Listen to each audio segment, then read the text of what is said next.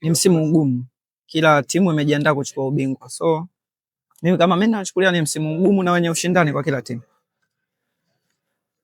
Okay, umejita kapteni wa V1 kiashiria kwa teknika zako za hapa na pale ndio. Ni kwa namna gani kibwana timu yenu na licha ya changamoto ambazo mmekutana nazo, commitment yenu kuelekea? Sisi kama sisi wachezaji tunajua malengo ya Yanga ni yapi kwa msimu huu. Tupo pamoja na tunashikamana vizuri ili kusudi kuhakikisha tunafikia malengo ya timu ambayo tumejiwekea. Sisi kama sisi bado tupo pamoja, tunapambania malengo yetu na malengo ya timu ni muhimu zaidi yetu.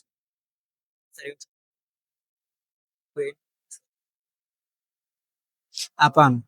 Kila mchezaji anajua focus ya Yanga na kila mchezaji yupo Yanga kuipambania nembo ya Yanga. Hizo athari nyingine hakuna kitakachotokea kwa mchezaji wa Yanga. Kila mchezaji naamini atapambania timu ya Yanga ili kusudi aweze kupata matokeo mazuri. Tofauti gani kati ya kikosi hiki cha Young Africans ambacho hakina mwelekeo? Hamna tofauti. Wachezaji sisi ni wale wale na pia misimu tu inabadilika. Mimi kama mimi naona hamna tofauti, ni kila mchezaji alioingia sasa hivi na aliokuwepo zamani wote wazuri, hakuna utofauti. So mimi kama mimi naamini kila kitu kitaenda kukaa sawa kama Yanga. Inawezekana msimu huu ndio msimu mgumu. Kila msimu tuliopita ni mgumu, lakini tutaendelea kupambana.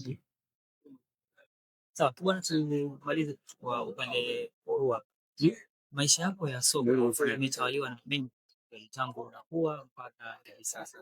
Nani ambaye amechangia kibwana?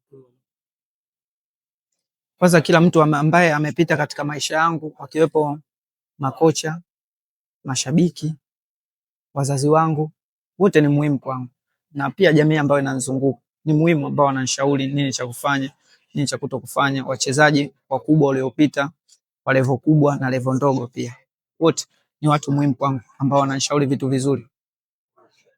Kwenye historia ya Kibwana Shomari ya football, ni kitu gani ambacho hawezi kusahau kwenye maisha yake ya soka?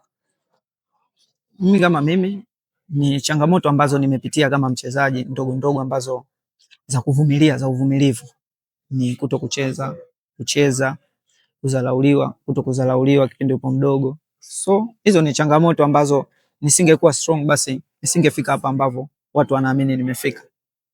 Bwana, anamtazama nani picha yake ni career yake hasa?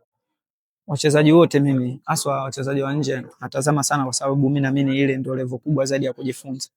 Wachezaji gani wale?